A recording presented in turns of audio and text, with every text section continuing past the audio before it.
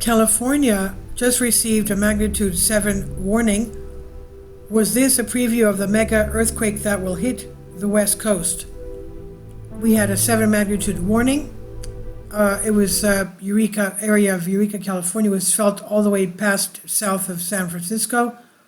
Earthquakes, hundreds of them today after that, the aftershocks, but we don't know if this is the main shock or the foreshock. Michael Snyder reports the West Coast just got a major league wake-up call. There has been an unusual number of sizable earthquakes along California coast in 2024, and on Thursday we witnessed the largest one so far. A magnitude 7.0 earthquake struck about 40 miles offshore, and authorities issued a tsunami warning, which sparked quite a bit of panic. Thankfully, a tsunami did not materialize, and the earthquake did not hit a heavily populated area. But scientists have been warning us over and over again that the big one is way overdue. Could it be possible that the earthquake that we just witnessed was a preview of the mega earthquake that's eventually going to hit the West Coast? Originally, it was being reported that a magnitude 6.6 earthquake had shaken Northern California Thursday. It was quickly upgraded to magnitude 7. USGS says that a magnitude 7 earthquake has hit Northern California in Humboldt County. The epicenter is off the coast near Petrolia in Humboldt County, USGS said. Also, a tsunami warning that has been issued for coastal areas in California and Oregon, including San Francisco, was canceled just before noon local time. At first, authorities were deeply concerned that this huge earthquake could generate a very large tsunami. A warning was issued, and local residents received very ominous warnings on their phones. In the Santa Cruz area, phones buzzed with a tsunami warning from the National Weather Service that said, "A series of powerful waves and strong currents may impact coasts near you. You are in danger. Get away from the coastal waters. Move to high ground or inland now. Keep away from the coast until local officials say it's safe to return." That was the message. For a short period of time, there was widespread panic in Northern California. Large numbers of people rushed to their vehicles and started heading for higher ground. Unfortunately, this also caused some enormous traffic headaches, but the frantic warnings triggered mass panic and evacuations. In Fort Bragg, where the first waves were meant to hit, residents were seen rushing to higher ground, preparing for the onslaught. In San Francisco, many rushed to their cars and hit the road. It caused snaking traffic on coastal highways, which only added to the panic. If a dangerous tsunami had been produced, there would not have been much of an opportunity for people to escape, so we should be very thankful that one did not materialize. Following the initial earthquake, there were at least 13 major aftershocks. By 12:30, less than 2 hours after the initial earthquake, the area had experienced 13 different aftershocks, ranging from 5.1 to 3.1, according to USGS Geological Survey. Well, up to today, at the time of me reading this to you, they've had hundreds there. Hopefully things will settle down in the hours ahead. If the magnitude 7 quake had occurred in a heavily populated area, a substantial amount of damage could have been done. But even though the epicenter was about 40 miles offshore, lots of people still felt quite a bit of the shaking. In fact, one man told USA Today in his apartment he was swaying back and forth for a bit. We've seen these videos on social media as well. In Arcata, California, just under 60 miles from Petrolia, 25-year-old Jared Mitchell was having an early lunch in his apartment when he felt a jolt, he said. He said it was not that big of a violent shake, said Mitchell, an assistant manager at Los Bagels, a bagel shop in town. But my apartment was swaying back and forth for a bit. It was kind of scary, like I was on a raft in the middle of the sea, he said. It will take some time to fully assess the damage that occurred. At this point, USGS is telling us that there is possibility that millions of dollars of damage was done.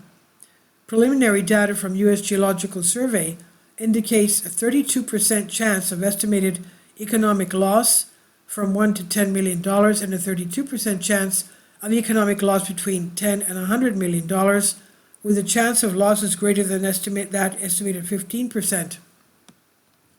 That is not good news, but it could have been so much worse.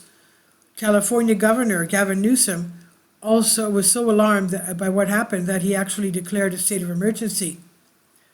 California Governor Gavin Newsom declared a state of emergency in response to Thursday's 7 magnitude earthquake per CNN. He said early damage assessments are underway and the state is working with teams on the ground. It's another reminder that of the state that we live in and the state of mind we need to bring to our day-to-day reality, Newsom said. I don't believe that declaring a state of emergency was necessary, but hopefully this quake will motivate people living along the coast to consider what might be ahead. We're being told that the epicenter was located where 3 tectonic plates meet at Mendocino Triple Junction. Geology nerd alert, this is almost the exact spot where San Andreas Fault terminates and 3 tectonic plates meet at the Mendocino Triple Junction. There's a reason why the San Andreas Fault is so famous. It runs right through the heart of Southern California, and experts keep warning us that the region is overdue for an absolutely massive earthquake, the big one as they call it.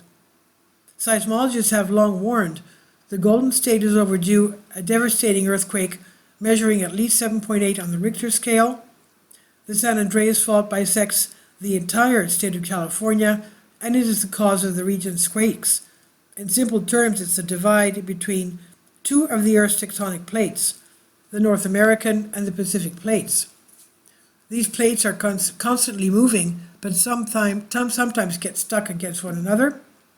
One of these days, the San Andreas Fault or one of the other major faults in Southern California will suddenly become unstuck and will witness a disaster of epic proportions. Let's remember that we have high-threat volcanoes in California as well.